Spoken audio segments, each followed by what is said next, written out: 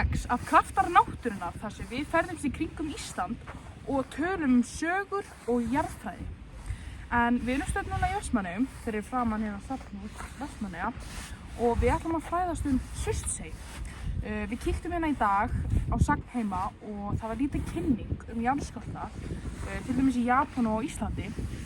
En af því að við ætlum að tala Surtsey, þá kom líka smá kynning Surtsey voru myndir frá henni Þorgerði Ólafsdóttur og á þessum myndum voru hrúgur af plasti, rusli, hári og alls konar dóti. En stóra spurningin Jón Haukur, af hverju myndi drast og safnast á strönd Surtsey þegar aðeins vísindamenn mega heimsækja hana? Heyrðu, góð pæling Jón. Ég skal útskýra það fyrir þér. Eina munnlega svarið við þetta getur verið að þetta hefur borist með sjónum, vindum og reynilega fuglum. Já, en núna ætlum við að tala hvernig Surtsey myndaðist. Eins og allir Íslendingar þekkja að Ísland liggur yfir gosbeltunum, sem eitt af öflugasta eldgosasvæði landsins. Gosbeltin undir Íslandi ná yfir fjórðung landsins, frá Vestmannaeyjum alla leið til Öxarfjarðar. Síðan gosbelti Snæfellsness og frá Öræfajökli norður að Snæfelli. Á Íslandi verða eða yfir 20 eldgos á öld og meira en 5 rúmkilometrar af goshefnum koma upp að meðaltali.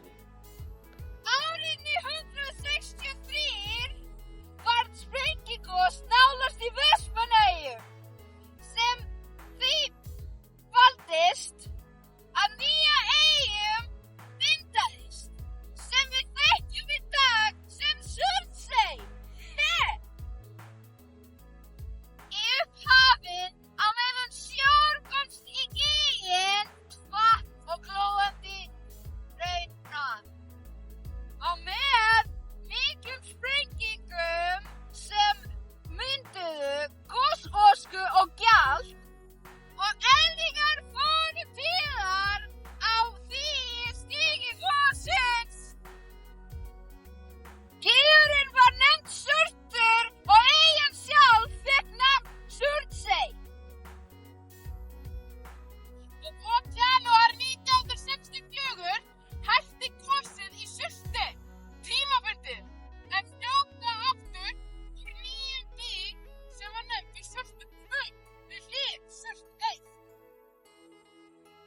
Þá var eyjan um 174 metrar á hæð.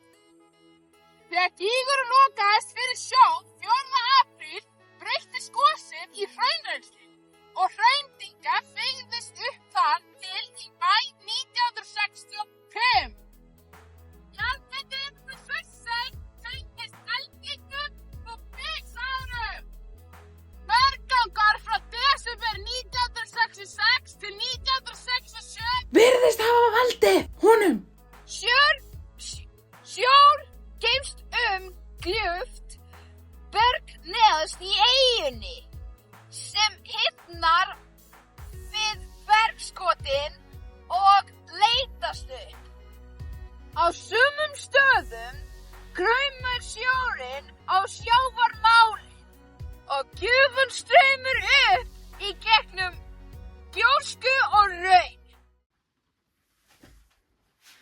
Eins og alltaf þá ljúkum við þættina okkar með sturlum staðreyndum.